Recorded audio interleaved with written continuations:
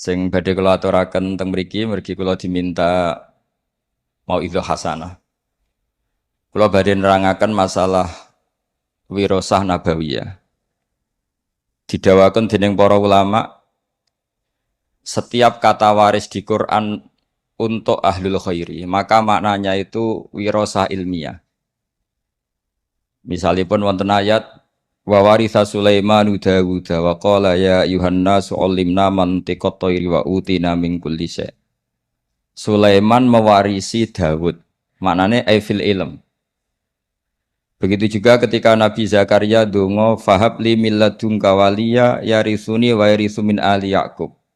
Saya kasih turunan ya Allah yang bisa mewarisi saya dan mewarisi keluarga besar Yakub. Aifil ilmi, dalam urusan ilmu. Sehingga kula sangat berharap dan insya Allah mesti kabul zuriyah saking umumipun Mbah Sambu, khususipun saking Mbah Dawi. Sedanten maris saking Mbah Dawi itu fil ilmi. Cek ilmu tasawuf, cek ilmu fikih, cek ilmu politik. Pokoknya sementing niku ilmu. Karena saat niki kathah tiang nganggep waris niku namung waris maliyah utawi waris-waris kebesaran. Kula sangat emut. Kula ini termasuk pendokumen fikih-fikihipun Mbah Dawi karena selain beliau pernah mbah saya juga saya murid Mbah Maimun, Mbah Mun yang sering cerita tentang fikihnya Mbah Dawi, Mbah Maksum dan fikih-fikihnya Mbah Muhaimin. Sehingga kula gadah data-data fikih yang valid ingkang saged kula aturaken teng mriki. Kenapa saya cerita ini? Karena niki wonten Le Aska ingkang bin Akhfas bin Hamid bin Bedawi saterusipun dugi Mbah Sambu. Semua niku gadah khazanah fikih sesuai zaman masing-masing. Kula tesemut Abdul Hasan Asyadzili ngendikan api-api ibadah sirri, ibadah sing ora ketok. Tapi masalahnya ahlul ma'asi adharu ma'asiyahum. Orang-orang maksiat itu kalau maksiat itu di depan umum ngedeng. Maka kata beliau, fa'alinu ya ahla ta'at ta'atikum. Maka kalian yang taat harus menampakkan ketaatan kalian. Ini penting kalau aturaken, kalau sering guyon teng pundi-pundi. Kalau banyak TKI ke Jepang, ke Korea, atau ke Taiwan, itu mereka tahu penyalurnya karena ditulis. Penyalur tenaga kerja ke Korea, ke Jepang, ke Taiwan. Dan mereka berbondong-bondong ke sana. Harusnya santri-santri alumni Al-Wahdah juga ditulis saja. Penyalur kebaikan, konsultan Pondok Al-Wahdah. Tulis saja, ahli Fathul Qorib, kelas medium. Nanti kalau bab yang nggak bisa tulis saja, maaf hanya bisa bab sholat. Sehingga nanti orang yang mau konsultasi itu tahu tempatnya.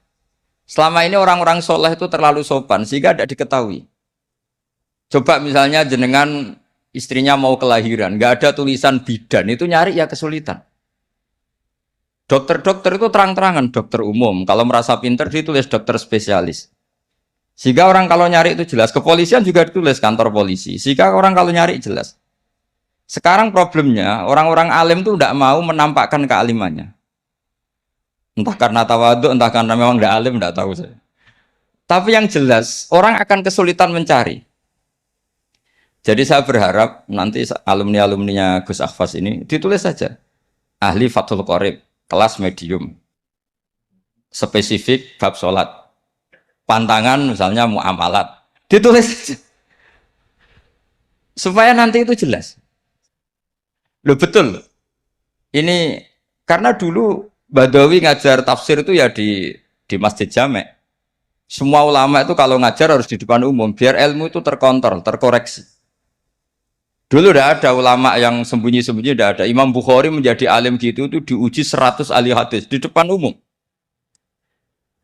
Nggak boleh ilmu sembunyi-sembunyi. Karena ilmu itu butuh diuji.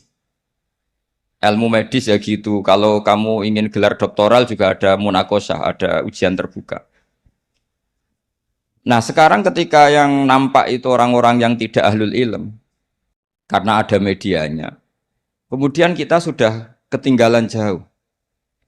Saya punya cerita karena kemarin saya di Korea 7 hari. Saya diceritain begini, Pak Gus, menang kalah itu penting diterangno. Karena kalau nggak dijelaskan itu bahaya. Singkat cerita ada cerita begini. Jadi orang Korea itu kalau ada orang mau sholat dan majikannya baik itu ditawarin gini, apa saya belikan patung? Karena mereka tidak bayangkan satu ibadah kok tidak ada apa patungnya. Itu saya punya teman termasuk jajaran orang Garuda. Itu sholat di mall, ya di mall di Korea. Itu security langsung nelpon polisi. Pak polisi di sini ada ritual teroris. Ya. Jadi kalau namain sholat itu ritual teroris. Pertanyaannya adalah sejauh mana kita punya media untuk menjelaskan ini sholat, ini zakat, ini haji. Sehingga tadi malam saya masih ngajar di Pondok Sidogiri, saya cerita, kalau orang bisa ke Korea karena tulisan penyalur tenaga Korea, kenapa santri-santri tidak menulis saja? Penyalur santri ke Al-Wahdah, penyalur santri ke Sarang. Setidaknya kita jadi media. Kita sekarang kesulitan, nyari kitab ahli sunnah di kota itu kesulitan. Yang ada ya kitab-kitab tahqiqan Albani, kitab-kitab kubu mereka. Dari kesulitan itu akhirnya yang dibaca ya mereka, yang diterjemah ya mereka, yang dikaji ya mereka. Dan ketika kita mendebat mereka, kita sudah ketinggalan zaman karena itu sudah terpatri. Misalnya masalah tahlilan, itu mereka kalau nulis begini, enak ya jadi GNU. Ada orang mati, datang, makan-makan, rokokan, pulang dapat sangu. Sehingga image-nya GNU itu buruk. Jadi biasanya yang bisa balas ya yang sama-sama cangkem elek. Makanya saya ini pendukung gerakan cangkem elek. Tapi jangan yang kiai-kiai yang gitu, biar yang mereka saja. Terus mereka yang jawab nulis, kamu rela ibu kamu, mbah kamu mati, terus dibuang kayak kucing, nggak ada yang doain. Karena di debat pakai logika sudah tidak bisa. Kemarin saya kedatangan tamu dari Jakarta cerita, salaman habis sholat itu ada dalilnya enggak? Itu debat di Jakarta nggak pernah menang dia, pakai logika sehat nggak pernah menang. Akhirnya bisa menang karena apa? Teman saya bilang gini, kamu setelah sholat boleh nggak ke kamar mandi, kencing atau berak? Boleh. Nyalain HP boleh nggak? Boleh. Berarti yang nggak boleh itu ingat Allah.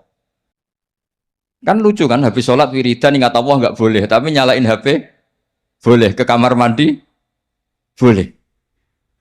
Akhirnya menang lewat logika yang agak kasar, cangkem elek lah cara Jawa itu.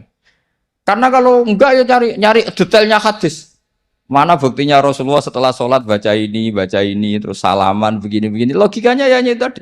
Kamu habis sholat boleh nggak nyalain HP? Boleh. Boleh nggak ke kamar mandi? Boleh. Kenapa wiridan tidak boleh? Kenapa ingat Allah tidak boleh? Nah, lagi-lagi ini menyangkut media. Sekali yang masuk itu pikiran mereka, kita akan apa ya? Memasuki dengan pikiran kita juga kesulitan. Ini yang kita paling khawatirkan. Kita semua ini tidak melakukan perintah Rasulullah SAW, yaitu ada hadis idza zuharatil fitan wal bid'u falyudhiril alim ilmahu wa illa fa'alaihi la'natullah wal malaikati wan nasi ajmain. Ketika bid'ah sudah banyak, sudah sangat-sangat muncul, maka semua orang alim harus menampakkan kealimannya. Kalau tidak maka kena laknatullah wal malaikati wan nasi ajmain. Karena tadi coba konsultan apa saja di kota itu ada. Yang belum ada itu konsultan Fathul Qorib. Sampai cari di kota apa, mulai tukang gigi, dokter gigi, apa saja ada. Kecuali tulisan konsultan Fathul Qorib. Jadi harusnya ditulis saja konsultan Mizan Kubro. Kalau alumni Al-Wahdah konsultan fikihnya Mbah Bedowi. Konsultan Thariqah Syadziliyah. Menurut saya itu bagus. Setidaknya orang yang seneng itu mau tanya, yang hasut neliti, nggak masalah. Saya yang dikatakan orang alim seneng itu bukan karena apa-apa. Yang seneng ingin niru alim, yang hasut takjak kompetisi. Ben seru. Sehingga dua-duanya baik menurut saya. Karena tadi, yang seneng biar niru, yang hasut dijak nopo kompetisi. Tak suruh baca di depan saya. Ini penting saya utarakan karena sekarang itu Masya Allah betul. Saya termasuk orang yang apa ya, bangga lah, bangga dengan tradisi lasem. Karena hubungan dzurriyyah tadi, dzurriyyatan ba'duha min ba'd itu kental sekali. Kenapa saya bangga? Karena Mbah Mun juga gitu. Mbah Mun tuh bangga betul dengan mbah-mbahnya, dengan leluhurnya. Saya pernah ditanya sama seorang alim, Gus, apa dalilnya orang tasyarruf bisyarofil ansab? Orang bangga dengan nasabnya. Saya bilang, ayatnya adalah wattaba'tu millata abai Ibrahim wa Ishaq wa Yaqub. Nabi Yakub, Nabi Ibrahim, Nabi Ishak itu adalah leluhurnya Nabi Yusuf. Sebetulnya beragama Islam itu ya berdasar agama Islam itu agama yang benar. Tapi kata Nabi Yusuf, wattaba'tu millata abai, saya mengikuti cara beragama mbah-mbah saya. Yaitu beliau menghitung mulai Ibrahim, Ishak, Yakub. Karena Yusuf bin Yakub bin Ishak bin Ibrahim. Nah, kenapa niru agama ini harus ada masternya? Saya ngaji di Jogja, padahal Jogja itu kota yang jarang menerima wasilah. Saya bilang begini, saya masih ingat betul dawuh Mbah Mun. Pangeran itu ora mangan ra ngombe. Pangeran itu la yakul wala yasrob wala yanam dan seterusnya. Sehingga kebaikan itu tidak bisa niru Allah karena Allah ini qadim. Allah itu enggak tertirukan karena Allah itu mukhalafatul hawadis. Yang bisa ditiru, yang bisa ditiru itu ya makhluk. Sehingga Allah dawuh ihdinas siratal mustaqim, bukan sirotoka tapi siratal ladzina an'amta alaihim. Jalannya mereka yang telah engkau beri nikmat. Jadi kita niru Mbah Hamid, niru Mbah Bedawi, niru Mbah Abdul Aziz sampai Mbah Sambu sampai Syarif Hidayatullah sampai Sunan Bonang dan seterusnya. Nah, tapi orang-orang kota itu maunya itu ibadah sendiri, baca hadis terus membayangkan maknanya demikian dipraktekkan tanpa guru. Makanya kemarin ada rame-rame masalah milkul yamin itu korban belajar tanpa apa? Guru. Nah, mereka itu sebetulnya orang-orang yang masih kosong. Ketika kita bilang dalilnya pakai guru ya Fatihah itu ihdinas siratal mustaqim siratal ladzina an'amta alaihim. Jalannya mereka yang telah engkau beri nikmat. Nah, karena kalimatnya adalah an'amta yang telah engkau, maka kemungkinan terbaik memang niru orang yang sudah meninggal. Karena terbukti husnul khotimah tidak terkontaminasi macam-macam. Tapi kalau niru yang masih hidup itu kan nggak ada jaminan nanti stabil enggak. Karena ya manusia itu harus setelah terkenal terus setelah punya jabatan mungkin agak-agak rubah ya macam-macam. Jadi ini penting saya utarakan Kak. Sehingga sebetulnya Islam kota, saya ini merasakan dakwah di Islam kota. Itu ketika kita punya dalil ya tadi, dalilnya wasilah apa, dalilnya mengikuti guru apa. Sementara ini kan santri-santri hanya punya dalil, mengikuti guru dalilnya taklim muta'alim. Mereka dari awal anti taklim muta'alim, mereka tidak respect. Karena mereka orang-orang yang ya agak-agak liberal. Tapi ketika saya jelaskan dalilnya ikut guru sampai sanad ila Rasulillah adalah apa? Ihdinas siratal mustaqim siratal ladzina an'amta alaihim. Mengikuti jalan mereka yang telah engkau beri nikmat. Mereka menerima. Karena tidak mungkin kita niru cara makannya Allah. Allah tidak makan. Kita niru guru-guru kita bahwa makan niatnya at-taqawi alal ibadah, niat supaya kuat ibadah.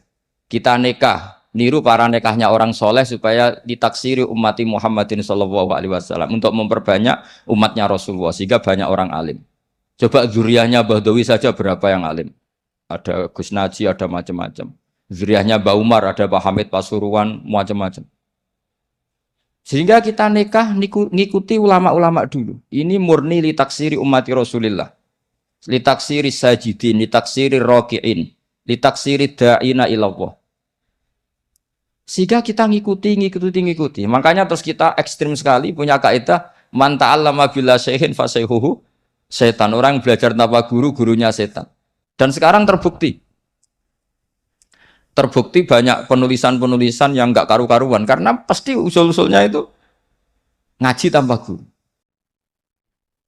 Makanya dulu Mbah Hamid Bedawi itu masyhur.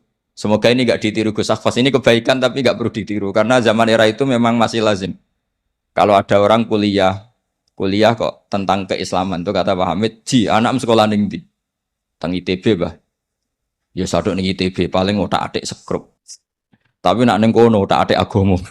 Jadi beliau itu lucu. Jadi kalau orang nasional itu malah beliau seneng kalau kuliah di listrik, di mesin karena yang diotak-atik hanya skrup gitu. Tapi kalau orang-orang kebanyakan kok kuliah di yang berbau agama itu nggak boleh karena takut yang udah diotak-atik itu agama. Itu menurut saya satu kearifan, tapi Gus Hafaz jangan niru itu, nanti orang banyak salah paham karena eranya berbeda. Tapi itu menurut saya itu satu kearifan, betapa arifnya guru-guru kita, mbah-mbah kita. Agama ini satu kebaikan, tapi tetap saja yang ngelola harus orang-orang yang kredibel. Kalau ndak ya ndak karu-karuan. Saya ini termasuk tim tafsir. Itu paling kesulitan itu nafsirkan ayat-ayat yang menjadi jargon mereka karena secara zahir maknanya itu menguntungkan mereka. Saya ulang lagi, karena secara zahir itu maknanya menguntungkan mereka. Sehingga saya dulu ketika ditawarin jadi tim tafsir di UII saya bilang saya mau asal fikihnya diserahkan saya. Berapa persen Pak? Ya 100%, kalau enggak saya tidak mau. Kenapa demikian? Sekarang tuh ada kelompok tekstualis. Sehingga yang enggak ada di Quran ya halal. Misalnya Quran enggak mengharamkan tikus, Mas. Ya tikus berarti halal. Jadi yang enggak ada di Quran ya halal, kan kacau. Saya sering bilang ke mereka, enggak ada apa enggak tahu. Kalau enggak ada ya beda kalau sama dengan enggak tahu. Mereka itu kalau ngitung jumlah yang halal itu hanya pakai ayat kula ajidu fima ukhiya ilayya muharraman ala ta'imi yatamu sak terus itu. Tentu pengecualiannya hanya 3. Hanya lahmal khinzir dan seterusnya itu 3 itu tok. Tapi mereka tidak hafal bahwa di antara aturan umum Quran itu adalah wa yuharrimu alaihimul khobais. Dan di antara ciri utama Rasulullah Muhammad adalah mengharamkan semua yang menjijikkan. Jadi tikus itu kira-kira kamu jijik enggak? Kotoran manusia jijik enggak? Kencing manusia itu jijik enggak? Ini sesuatu yang pasti haram karena termasuk apa? Al-khobais. Terus begini contoh dalam fikih lagi. Ini contoh terakhir, aman tenang saja. Habis ini karena saya dipesan sambil nunggu Habib Anis ini. Orang menikahi mbaknya sekaligus nikahi adiknya kan tidak boleh. Al-jam'u bainal ukhtain. Jadi istri kamu pertama mbaknya sekaligus nikahi adiknya fi nikahin wahid dalam nikah satu itu tidak boleh. Dan itu Quran hanya membicarakan itu wa antasma'u bainal ukhtaini. Di antara yang dilarang adalah menikahi mbak sama adiknya bersamaan. Andaikan itu diterjemah bebas, maka terus nanti ada ayat di berikutnya wa ukhillalakum ma wara'a dzalikum. Selain itu halal semua. Kan enggak kebayang misalnya orang menikahi perempuan dan budenya. Orang menikahi perempuan dan mbahnya. Dengan alasan itu di Quran tidak ada. Maka saya berkali-kali bilang, saya mau ikut tim tafsir asal fikihnya saya. Akhirnya ya saya terjemah wa antasma'u bainal ukhtain, dan tidak boleh mengumpulkan mbak dan adiknya. Saya tambahi sendiri dalam kurung juga perempuan dan budenya, juga perempuan dan bulenya, juga perempuan dan mbahnya. Atau semua perempuan yang punya hubungan mahram. Harus ditambahi seperti itu. Karena dalam ilmu balaghah wa antasma'u bainal ukhtain adalah zikrul ba'di wa iradatil kul, menyebut sebagian. Jadi contoh haram adalah mengawini mbak dan adiknya. Itu hanya contoh saja, sebetulnya termasuk mengawini perempuan dan budenya, mengawini perempuan dan buliknya, perempuan dan mbahnya. Nah, cuma pikirannya Quran kan begini, yang potensi orang syahwat itu kan mbak sama adiknya, sama-sama cantik masih muda. Kan nggak kebayang misalnya Sri itu umur 17 tahun, kamu kawini bersama mbahnya yang umur 70 tahun. Maka Quran tidak perlu melarang. Ini kalau asal orang waras kan nggak kebayang nikahin cucu dan mbahnya. Sehingga Quran tidak perlu melarang itu karena pasti orang waras itu tidak akan melakukan. Jadi yang diperingatkan tuh jangan nikahin mbak dan adiknya karena potensi sama-sama masih cantik. Tapi kalimat ini pun, ini penghormatan saya kepada Mbah Bedawi, pada keluarga ahlul ilmi. Kalimat ini pun maknanya hanya seperti itu. Maka Rasulullah ketika ayat itu turun langsung ngendikan ditambahi wala bainal mar'ati wa ammatiha wala bainal mar'ati wa kholatiha. Begitu juga enggak boleh nikahi perempuan dan buliknya, perempuan dan budinya. Terus oleh ulama fikih ditambahi lebih umum. Dua perempuan yang andekan yang satu lelaki itu tidak boleh nikah, maka dua perempuan ini tidak boleh dikumpulkan tahta rajulin wahid, di bawah satu laki. Berarti memasukkan perempuan dan mbahnya, perempuan dan saudara rodoknya, perempuan dan saudara musoharohnya. Nah, sekarang bayangkan misalnya orang hanya baca Quran.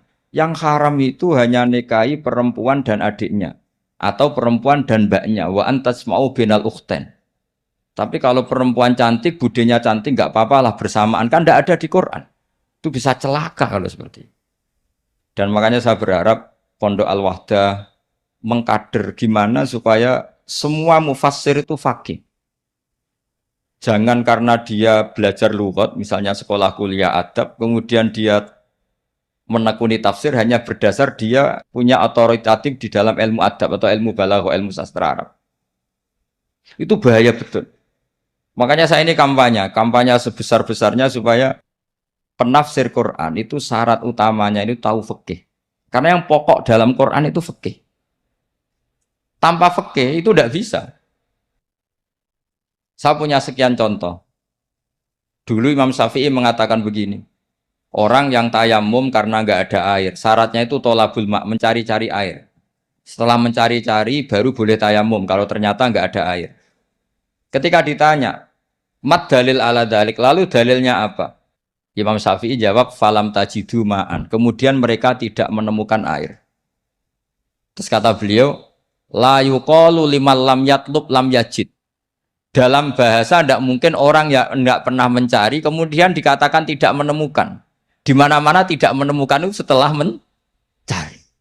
Jadi semudah itu kalau orang alim menafsirkan Quran. La yuqalu liman lam yatlub lam yajid. Enggak mungkin orang yang enggak pernah nyari kemudian dikatakan tidak menemukan. Maka syarat tayamum li faqdil ma, tayamum karena enggak ada air, syaratnya pertama adalah mencari-cari air. Baru setelah enggak ketemu boleh tayamum. Idla yuqalu liman lam yatlub lam yajid. Karena tidak mungkin secara bahasa kalau bagi yang enggak mencari dikatakan lam yajid.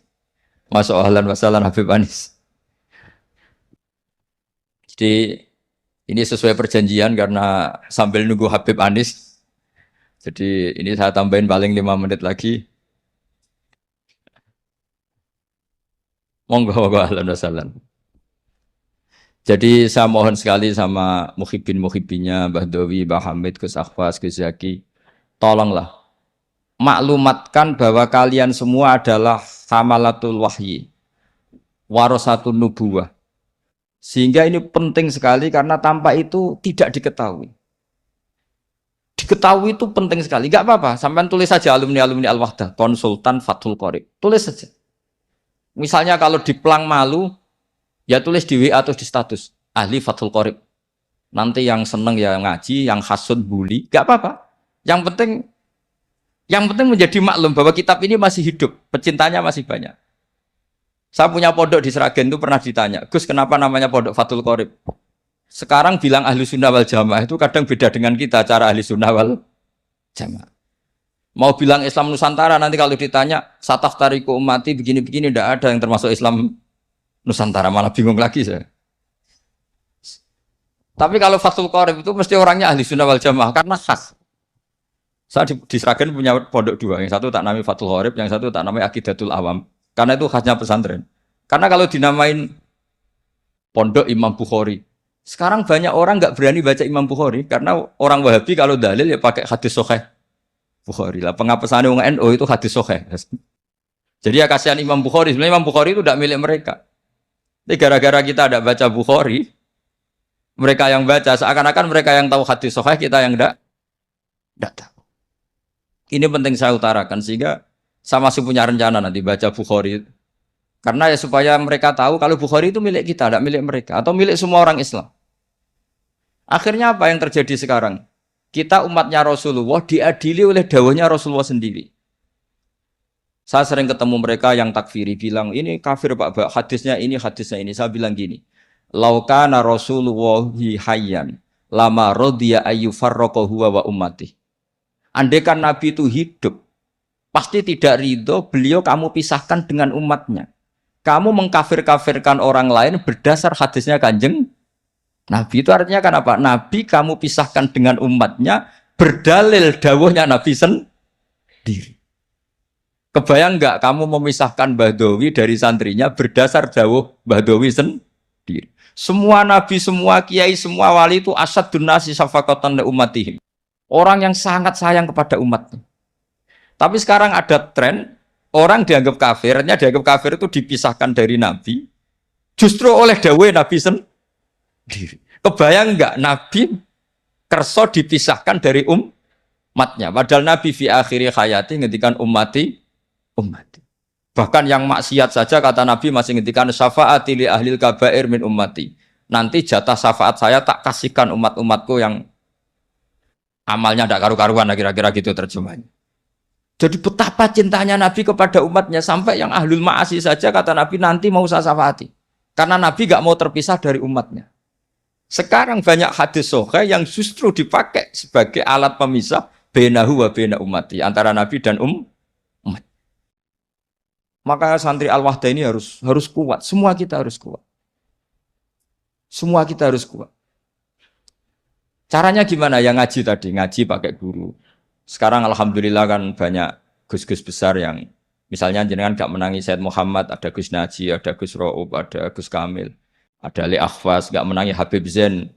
Gus Zaki dulu lama ngaji Habib Zain, gak menangi Said Romdon Al-Buti, banyak santrinya di Indonesia itu luar biasa. Gak ada ulama top internasional yang sanatnya nggak ada di Indonesia. Misalnya nggak sempat ngaji Habib Umar, banyak orang yang ngaji Habib Umar. Keluarga besar Solo, keluarga besar pondok-pondok banyak ngaji Habib Umar. Jadi Indonesia itu gampang sekali ngakses sanat-sanat kelas dunia. Apalagi Musnidul Alam itu juga orang Indonesia, Syekh Muhammad bin Isa Al-Fadani. Jadi kalau orang Indonesia tidak pinter tuh kebangetan lah kira-kira seperti itu.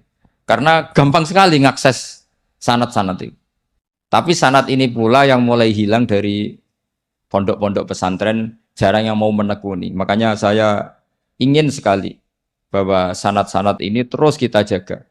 Karena setelah sanad ini terjaga, itu gampang sekali melogika kebenaran.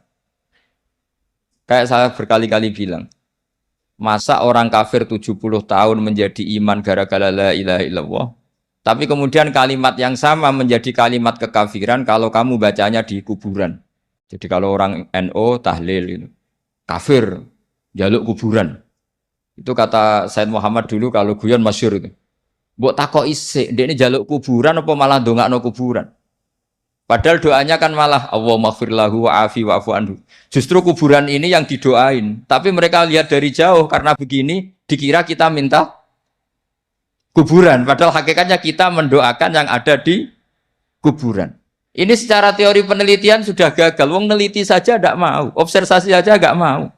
Coba kalau mereka neliti, ternyata mendoakan yang ada di kuburan, bukan minta kuburan. Semua orang NU misalnya kalau ziarah doanya gimana? Allahumma ighfir li sayhina, Allahumma ighfir li ummina, Allahumma ighfir li abina. Itu minta kuburan apa mendoakan mayit yang ada di kuburan? Mendoakan. Tapi mereka menuduh kafir, katanya kita minta sama kuburan karena melihatnya dari jauh, karena begini dilihat dari jauh, oh minta kuburan kan gitu. Ini secara penelitian kan sudah kacau. Dan makanya saya minta sekali tradisikan tahqiq dan sanad-sanad yang mudah kita dapat, semoga diakses, dimuasalah secara baik, disambung secara baik. Saya kira demikian karena ini Habib Anis Darawo sesuai kontraknya. Kalau beliau Darawo karena memang semuanya menunggu beliau. Saya mohon maaf atas semua kesalahan dan saya derek senang atas walimatul khitan ini karena ini ajang silaturahim, ajang sambung keluarga, baik keluarga secara nasab maupun keluarga secara sebab yaitu para santri dan para muhibbin.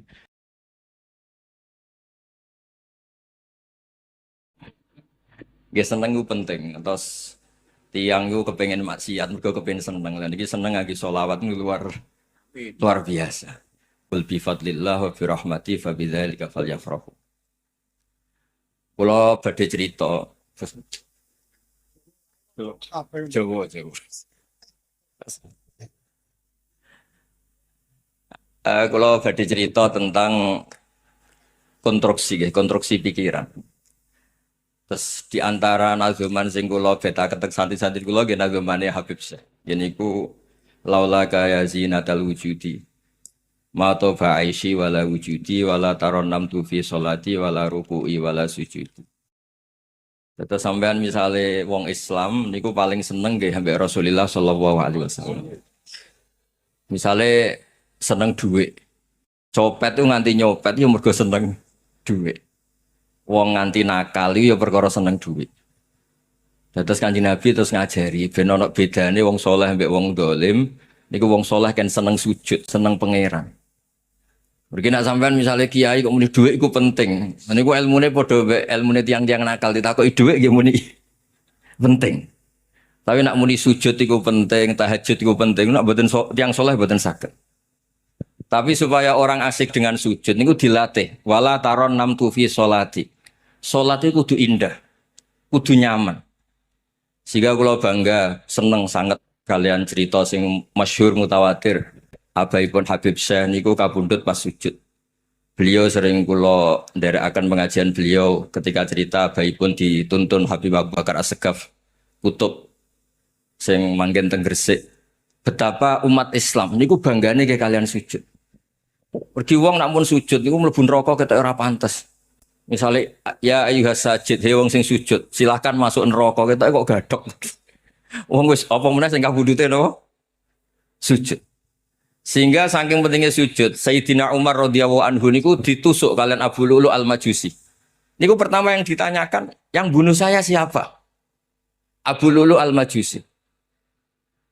Lalu niku pertama komentari Sayyidina Umar nopo? Alhamdulillah, alladzi lam yaj'al maniyati biyadi rajulin lam yasjud lillahi sajdatan yuhajuni biha yaumal qiyamah. Aku mbek sing mateni aku mesti mangkel, jenenge dipateni mesti mangkel. Kebenaran sing mateni ra tau sujud. Umpama tau sujud, aku masukno ndek nang bun neraka iku sungkan mbek pangeran. Piye-piye dekne seberang mlebu swarga mergo nate napa? Sujud. Jadi ribet nak musuh tiang podo Islam ini. Apa dipasutno nggih selawatan. Apa disenengi ngafir-ngafirno yo rada repot ge. Kafire dhewe ra dipikir. Ribet. Lah baru kayak ribet niku kula barang mboten ngambil sikap. Jadi kalau termasuk kiai sing mboten jelas. Tapi ora jelas niku kalih, ana ora jelas mergo bodoh. Ana ora jelas mergo kakean ngaji. Sepiye-piye sifat Allah Ta'ala yaghfiru liman yasha wa yu'adzibu napa? Mayasa. Ngene iku wilayahe pangeran. Wis monggo nek pangeran nyepuro nggih monggo, mboten nggih monggo. Dawuhe Kanjeng Nabi sallallahu alaihi wasallam ketika ngadepi umate sing macem-macem niku suwengi. Niku yurat ditu hadil ayah. Niku bulan bali ayat iki. Intu adzibhum fa innahum ibad. Jenengan siksa nggih niku kawulane jenengan wa in taghfir lahum fa innaka antal azizul hakim. Jadi ada wilayah-wilayah yang banyak orang alim itu tidak ngambil sikap. Itu bukan karena enggak tegas. Itu wilayah Allah Subhanahu wa ta'ala. Nggih wau. Ape darani mesti salah ya salah tenan wong kok penggaweane ngorek salah wong. Ya salah tenan wong rasane ya dosa tenan. Ape darane mesti dosa, ngono iku bar ya maca kafaratul majlis. Bar yo ndonga Rabbi firli wali walidayya wali jamil mukminina wal mukminat. Lah kita ndak pernah tahu sing ditampa iku dongane apa hasute ora pernah ngerti. Ya ampun guys, mendel mawon ngadepi macem-macem. Terus baru kayak ngaji kita niku ngertos napa sing dadi sifate Allah Subhanahu wa ta'ala. Lane baru kayak ngaji niku logika sing dibangun kados para sahabat sedanten termasuk oleh Sayyidina Ali karramallahu napa wajah. Sayyidina Ali nanti ditangkleti kalian tiang. Ya Amirul Mukminin, kalau Allah menciptakan saya dalam keadaan salah, kemudian Allah menyiksa saya, apa Allah itu zalim? Ketika tanya maknane la yusalu amma yafalu wa hum napa yusal. Jawab Sayyidina Ali ku pinter. Kalau Allah mengambil hakmu itu Allah zalim. Lah kowe ngarepe Allah apa dhek hak wong kabeh wae Allah. Nggih pun nak wonten pinter jenengan. Jadi terus kalau Allah memakai hakmu itu baru Allah bisa dikatakan zalim. Semua memiliknya. Zalimnya di mana? Wong kabeh ku milike Allah. Terus wonten wilayah-wilayah sing ngadepi akhir zaman kula suwun apapun salah paham orang lain kita berusaha untuk legowo. Di antara kewaliannya Abu Hanifah itu terkenal beliau ngendikan Allahumma man dhaqa bina sadruh fasadruna ittasa'alah. Kalau ada orang tidak bisa memahami saya, maka dada saya luas untuk memahami orang banyak. Kula riyen sering musyawarah kalian Pak Ahmad Asnawi teng Sarang, sami-sami ngaji teng Mbah Mun. Ya kadang-kadang nggih nak diskusi kiai-kiai nggih lucu. Kiai gede nak diundang langgar cilik iku apik teko ta ora? Apik teko ben ketok kiai tawadhu diundang kiai cilik teko. Tapi kadang sing muni haram ya jatah iki cilik kok diembat. Iku mau jenenge istihad tuh mirip-mirip kaya iya kaya ora. Wong jenenge napa? Istihad. Mulane nggih angel istihad nih, wilayah yang memang ada midanul istihad. Mulane masyhur Abu Hanifah niku nak debat niku riyen ndekne gawe syariat kiai wong saleh kudu sugih. Ajaran niku diterapkan ning Muhammad bin Hasan Asy-Syaibani. Dadi beliau gak ada mazhab nak ngitung dhuwit ning ruang tamu. Dadi nak ngitung dhuwit kiai kesunatane ning ruang tamu. Iku apa ora pamer? Ora ben santri ra kepikiran nyalami templek kiai ini. Mergo kiai ini duwe wis akeh. Iku yo masuk akal. Nah, tapi nak teng Jawa kan koyo sombong, wong dhuwit kok diketok. Ketokno. Lah tapi nek diketok-ketokno kiai ini duwe sak miliar ning bank, santrine jek mikir nasibit salam templek 50.000 kan yo sakit. Duwe 50.000 duwe induk, duwe nyawa. Disalamno templek mbek wong sing duwe luwian. Kan yo ribet. Nah semenjak niku Imam Syafi'i udah dipinter, tambah pinter. Ketika setelah ngaji Imam Malik kan ngaji Muhammad bin Hasan sinten Asy-Syaibani terus dilatih ilmu ingkang naminipun usul napa? Fikih. Akhirnya ketemu betapa Rasulullah Shallallahu Alaihi Wasallam niku yuhibbul masakin, sangat mencintai tiang miskin. Tapi akrabnya kalian Abu Bakar niku tiang sugih. Sayyidina Utsman gitu tiang sugih. Mergo disalami templek wong melarat itu ribet. Misalnya kula salami templek wali murid melarat 50.000 Pak. Iku nak duit jatah belanja terus hukumnya piye? Nak disalam templek uang 1 juta iku duit luwian. Sampean niki duit jatah susune anake disalamno templek. Sampean kira-kira rodok dolim mau setengah dolim. Ditolak iku oleh wong melarat kok ditolak koyo sombong. Ditampa iku duit nyawa. Nah, mulane sampean ana kiai kancan ana sugih ya aja suudzon. Gremeng sithik-sithik lah tapi aja suudzon. Niku yo ana ilmu. Wah, waktu itu kalau cerita ilmu mawar, betul cerita ilmu mawar. Terus kita akhirnya tahu kenapa Rasulullah menerima harta sumbanganipun Abu Bakar radhiyallahu anhu saking Sidina Utsman. Tapi Nabi juga nerima dari orang-orang miskin sebagai bukti mahabbah ning Rasulullah sallallahu alaihi wasallam. Niku namine istihad. Nggih kata wali wis ditakoki, "Kowe nek ning swarga ben roh pangeran gak?" Lho kena apa? Unazzihu dzalikal jamal an-nadhri misli. Ben pangeran tetap terhormat. Wong sak aku wae kok roh pangeran. Gampangane iku aber-aberi. Nggih banyak. Sahabat kawi kowe roh wajah Kanjeng Nabi gak roh. Tapi sampeyan sahabat saking haibahe Kanjeng Nabi, saking takzimku ning Kanjeng Nabi, aku ora tau delok wajah Kanjeng. Nggih kathah. Tapi ora krana benci, krana takzim. Nggih kathah sing delok detail. Wong delok wajah Nabi ku ibadah sing luar biasa. Nah, terus niki cerita-cerita istihad. Sing akhirnya Islam sampai sebegini besar niku barokah napa? Istihad.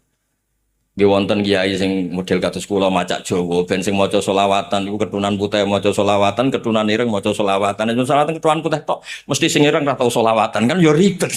Tapi barokah berbagai jenis maca selawat akhirnya sing keturunan putih selawatan, sing keturunan ireng selawatan, sing salat sregep ya selawatan, sing rapati salat ya selawatan. Wong ape musuhi ku Nabi ku bingung. Sing ra salat wae seneng apa meneh sing salat.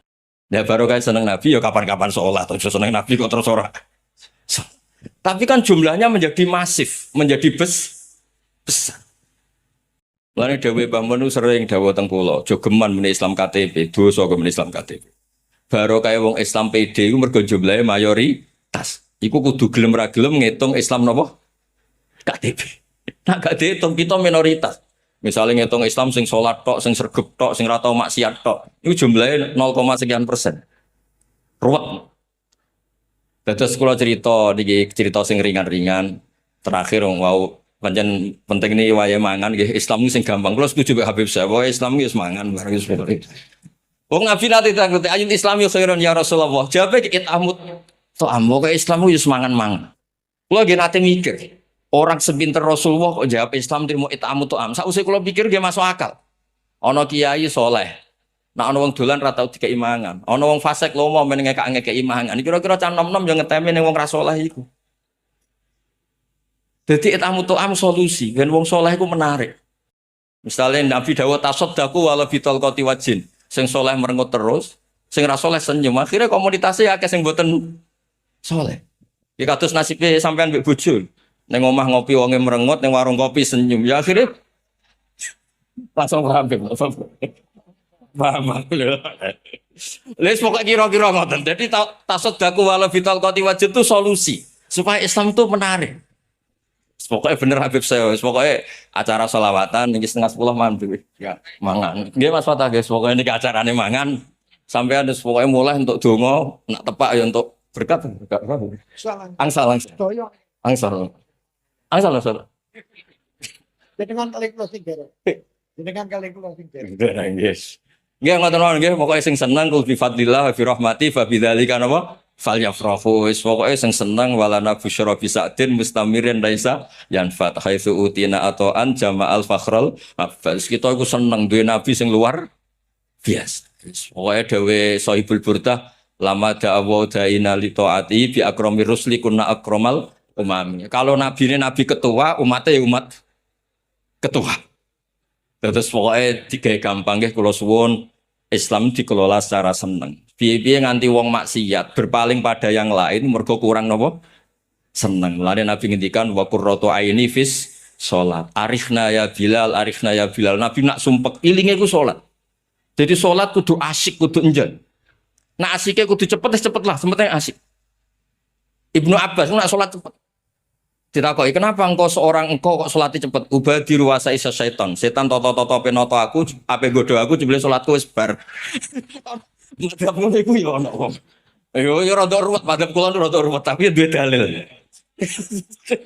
Ya macam lho Nabi niku nate, Mu'ad bin Jabal iku sholat suwi. Makmume gremeng mergo ape ngurusi sapine. Bareng lapor Nabi sing dibendero sing gremeng. Mboten sing macane suwi, ya pokoknya bangsa kula ngriwatno sing ngoten-ngoten sing gampang-gampang. Cocok. Terus penting aku seneng salat ku mboten prop. Mboten apa prop? Nabi nate sujud. Niku ditumpaki Sayyid Hasan, Sayyid Husain. Niku dibarno suwi. Mboten nyentak. Putune Nabi ono salat kok digodolanan mboten. Andai kan Nabi nyentak Sayyid Hasan, Sayyid Husain, maka salat dianggap problem. Gara-gara mbah salat aku disentak. Jika salat problem bagi anak, Nabi mendel. Sehingga kita harus melatih sholat itu nggak boleh jadi problem bagi keluarga kita, bagi anak kita, bagi komunitas kita. Sehingga wong ape makmum ora wedi. Nah misalnya karena di waktu mau 5 menit, sing imami Baqarah, waduh, bar. Tapi nak sing imami main kulhu kan, paling kulhu. Imam bangsa ngene iki mesti kulhu. Lho ngoten hadise nggih kathah, wonten imam main kulhu, Mam. Akhirnya makmum matur, ya Rasulullah niku nak ngimami main kulhu mawon. Ditakoki ben Nabi, kenapa kowe maca kulhu terus?